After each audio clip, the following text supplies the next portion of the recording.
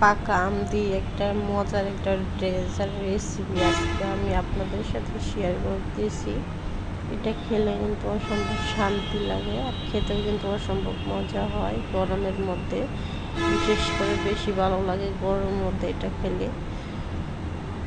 তো অল্প কিছু উপকরণ দিয়েই, শুধু একটা আম এবং সাগুদানা দিয়েই আমি আজকে আপনাদের জন্য মজার একটা ডেজার্ট রেসিপি শেয়ার করতেছি। তো প্রথমেই কড়াইয়ের মধ্যে আমি আমার পরিমাণ মতো গরুর দুধ নিয়ে নিয়েছি। তো এটা ফ্রিজিং করা ছিল, ভালো করে জাল দিয়ে নিয়েছি। তো জাল দেওয়া শেষ হয়ে গেলে এখানে আমি সাগুদানাগুলো গরম পানির মধ্যে দিয়ে দিলাম। এখন এটাকে ফুটিয়ে নেব, ভালো করে জাল দিয়ে নেব। তো জাল দেওয়া শেষ হয়ে গেছে। এখন একটা চাকনির সাহায্যে আমি এটা চেলে নিয়েছি। চেলে নেওয়ার পর এখন এখানে আমের জুস বানানো ছিল কিছু, ওই জুসটা দিয়ে দিলাম। আর জাল করা দুধ ছিল, দুধও দিয়ে দিলাম। তো দুধ দেওয়ার পর এখানে কুচি করা আম কিছু দিয়ে দিলাম। তো কে কোথা থেকে দেখছেন সেটা জানি না, তো যে যেখান থেকে দেখছেন অবশ্যই ভালো লাগলে চ্যানেলটাকে সাবস্ক্রাইব করে রাখবেন এবং লাইক কমেন্ট করতে ভুলবেন না।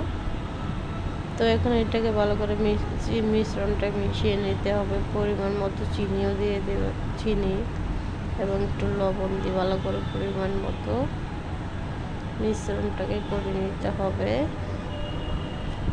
এই তো এখন এটাকে চিনি দিয়ে দিয়েছি, একটু লবণ। এখন ভালো করে এটাকে মিক্স করে নেব। এটা খেতেও কিন্তু দুর্দান্ত মজা ছিল।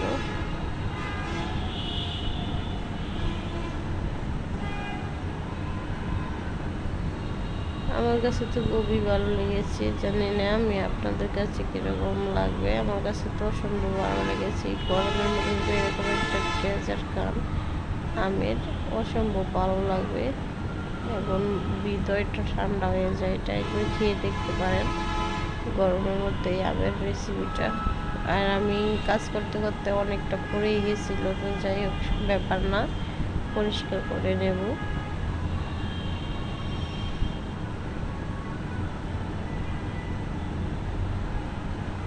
তো এটা খেতে কিন্তু মাশাআল্লাহ অনেক মজা হয়েছিল। আর নর্মাল ফ্রিজে রেখে আধা ঘন্টা বা 1 ঘন্টা পরে যখন এটা খাবেন, তো দেখবেন কতটা মজা হয়।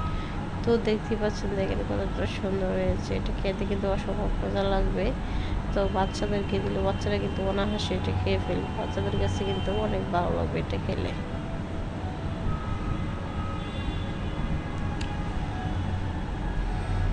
তো প্রচণ্ড রোদে পাকা আম চলে যাওয়ার আগে এই রেসিপিটা অবশ্যই ট্রাই করতে পারেন। একবার বাসায় ট্রাই করে দেখতে পারেন কেমন লাগে। অবশ্যই ভালো লাগলে ট্রাই করবেন।